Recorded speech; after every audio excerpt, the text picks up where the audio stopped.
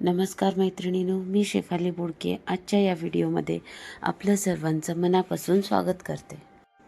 हा बघा मराठमोळ नऊवारी कट न करता शिवलेली आहे मराठमोळ नऊवारी। ह्या व्हिडिओमध्ये मी ह्याचं मार्किंग कशी करायची, परत निर्या कशी करायची, शिवायचं कसं, अस्तर कसं कटिंग, असं नेफा कशी लावायची, अख्खं पूर्ण डिटेल ह्या व्हिडिओमध्ये दाखवली आहे। व्हिडिओ कुठे स्किप करू नका। बारीक बारीक टिप्स आणि ट्रिक्स मी सांगितलेला आहे।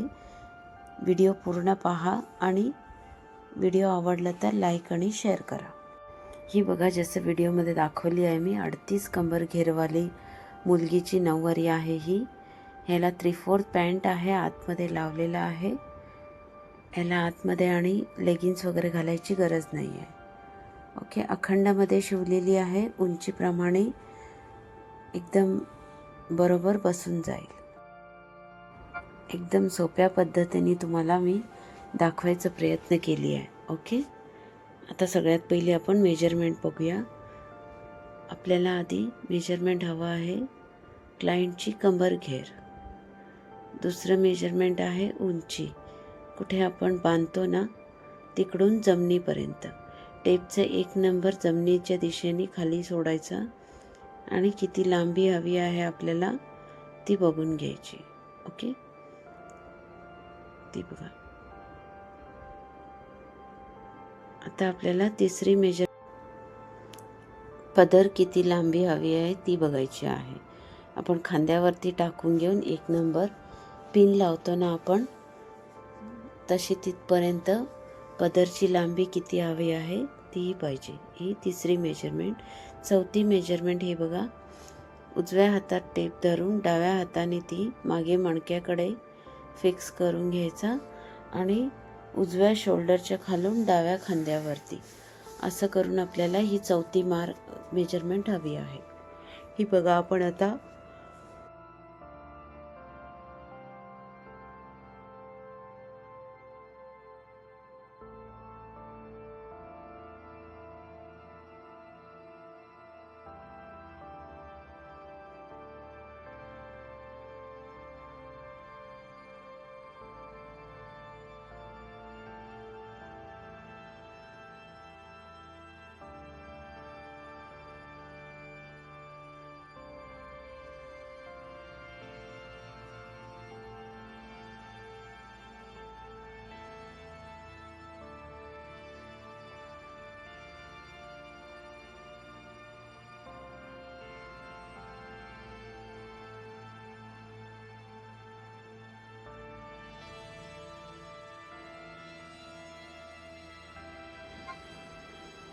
हे बघा, आता पदरची तिरपी रेषा आपण काढून घेतलं। त्याच्यानंतर हे बघा, आता कमरेपासून पायापर्यंत उंची किती आहे ना तेवढी मार्क करून घ्यायची। कस्टमरची उंची आता ह्याच्यात 37 उंची होती, तर मी तिकडे मार्क केली। आता तेवढं बॉर्डर काढायचं आहे। अखंड ब्राह्मणीमध्ये आपण उंची मापून घेत नाही, पण ह्या मराठमोळमध्ये आपण उंची मापून घेऊन तेवढी पूर्ण उंचीचं बॉर्डर वरचं काढायचं आहे। मराठमोळ आणि अखंड ब्राह्मणीमध्ये हा एक फरक असतो। अजून पुढे पुढे तुम्ही बघत चला, डिफरन्स आहे मराठमोळ आणि अखंड ब्राह्मणीमध्ये। हा एक फरक आहे की उंचीप्रमाणे तेवढं बॉर्डर काढून टाकायचं असते। हे बघा, आता सगळे निर्या मी खाली वरतून 1 निर्या आणि खालून 2 निर्या सोडून उरलेलं सगळं मधलं बॉर्डर मी काढून घेऊन त्यांना शिवून घेते। घट्ट 4 पदरी दोऱ्याने आपण शिवून घ्यायचं आहे। अख्खी नऊवारी ह्याच्यावर डिपेंड असते, म्हणून निर्या सुटायला नाही पाहिजे, म्हणून घट्ट शिवून घ्यायचं आहे। हे बघा, त्याच्यानंतर आपण अस्तर कटिंग बघूया।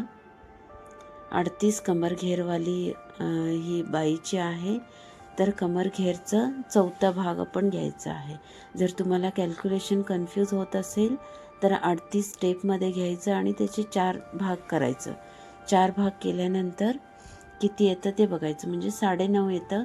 9.5ला 1.5 इंच आपण प्लस करायचं, तर 11 इंच। त्याच्यानंतर आसन आपल्याला कमरेचं तिसरा भाग काढायचं. हे पण तुम्ही तसंच करायचं की टेप 3 पदरी घ्यायचा आणि मोहरी आपण 9.5 घ्यायचं, म्हणजे कमरेचा चौथा भाग. शक्यतो मोहरी तुम्ही मोठं घेतलं तरी चालेल, कारण हा 3/4 पॅन्ट असतो. हा किती मोठा असते तेवढं बरं, कारण कधी पण नऊवारी पूजेसाठी वगैरे वापरतो म्हटल्यावर लूजच ठेवायचं असते. हे बघा, आता आपण पॅन्ट शिवायची प्रक्रिया बघूया. पॅन्ट शिवताना पहिली मोहरी आपण शिवून घेऊया आतल्या बाजूनी दुमडून. पॅन्ट कधी पण उंचीप्रमाणे उंचीचे 5 इंच कमी असं अस्तर आपण घ्यायचं असते. हे बघा, साडीचं सुरुवातीचा बाजू आपण शिवून घेऊया, कडा. नंतर आपण अस्तर अटॅच करायचं ते बघूया.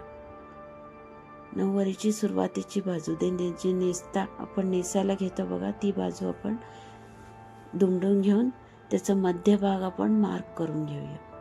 बघा, व्हिडिओमध्ये दाखवल्याप्रमाणे एक खुणा करून घ्यायचा आहे. ते कशासाठी ते मी पुढे तुम्हाला सांगेन. हे बघा, पदर आहे. पदर वरच्या दिशेने तिरपी रेषा आपण काढून घेतलं ना, ती वरच्या बाजूने निर्या करून पदर आधी शिवून घ्यायचं. अंदाजे आपण वरच्या बाजूने निर्या करून घ्यायचं आहे. नंतर ती पॅन्टला जोडवायची आहे.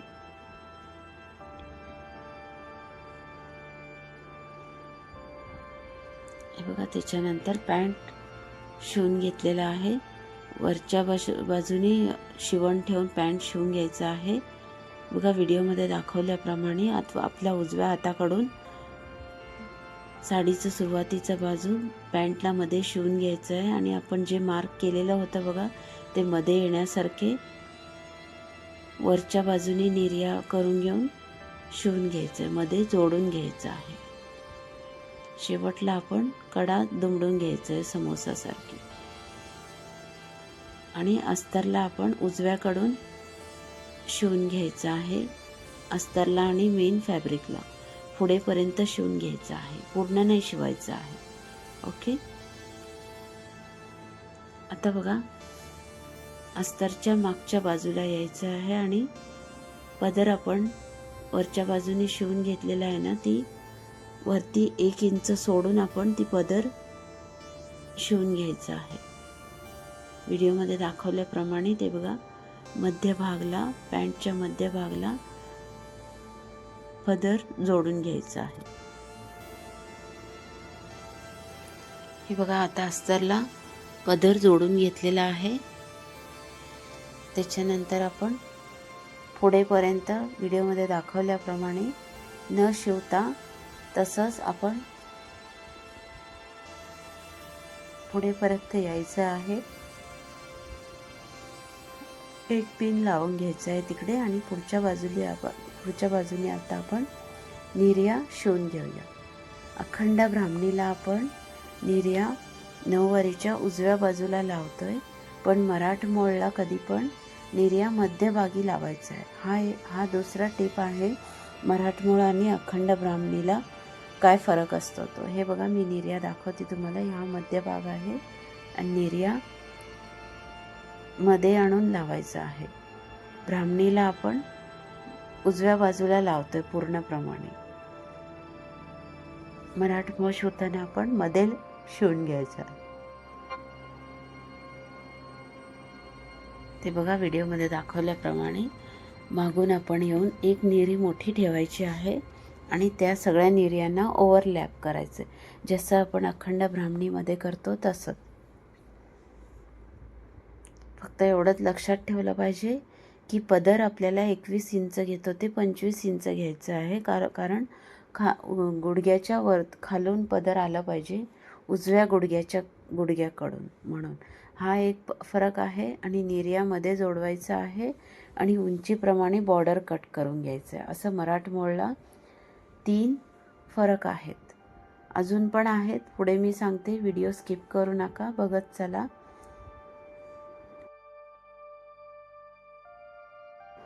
मला हजाराने नऊवारी शिवलेला अनुभव आहे, म्हणून कॉन्फिडंटली तुम्हाला सांगू शकते. ही बघा, मध्यभागी मी निर्या जोडवली.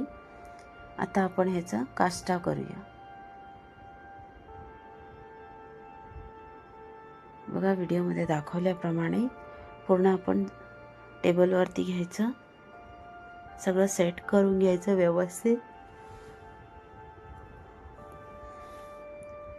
पॅन्ट वगैरे ओढून घेऊन 3/4 पॅन्ट असते ह्याला, पॅन्ट वगैरे ओढून घेऊन व्यवस्थित करून घेऊन आपण ती बघा तशी बॉर्डर धरून पुढेपर्यंत आपण जायचं आहे आणि ह्या बॉर्डरची मध्यभाग काढायचा आहे. बघा मराठमोळचा हा चौथा फरक आहे की मध्यभाग काढून बॉर्डर आपल्याकडे करून घ्यायचं आणि सिंगल काष्टा येतो याला. मराठमोळला सिंगल काष्टा येतो. कट न करता अखंड मराठमोळ आहे. अशी मराठमोळमध्ये खूप नमुने आहेत. अशी पूर्ण कटिंगमध्ये पण मराठमोळ शिवली जाते, पण ही आहे अखंडमध्ये मराठमोळ. तुम्ही यूट्यूबमध्ये बघितलं तर वेगळं टाईप पण मराठमोळ सांगतील, पण ती आहे कटमध्ये मराठमोळ आणि ही अखंडमध्ये. ह्याला पुढे ओचा येत नाही, ह्याला फक्त मागून काष्टा येतो.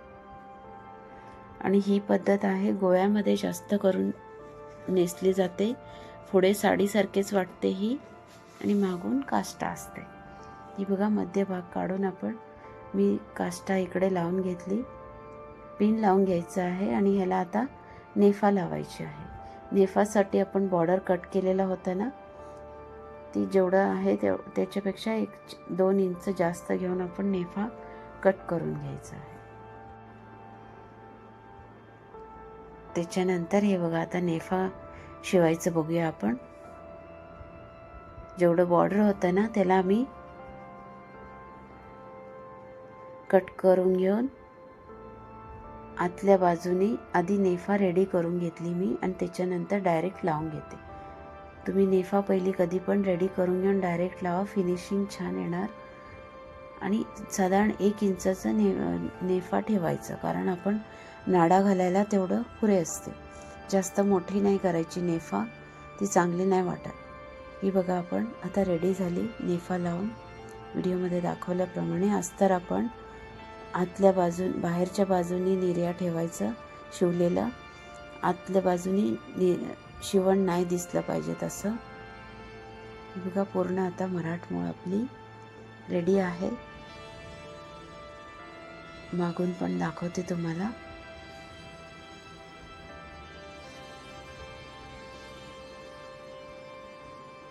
ही बघा मागून काष्टा मी नेफामध्ये नाही ठेवली, काष्टा मी नेफाच्या वरती लावली आहे. मग ही शक्यतो अशी लावली पाहिजे की ती नॅचरल दिसते. आणि ही बघा पॅन्ट पण मेन साडीला अटॅच करून घेतली आहे.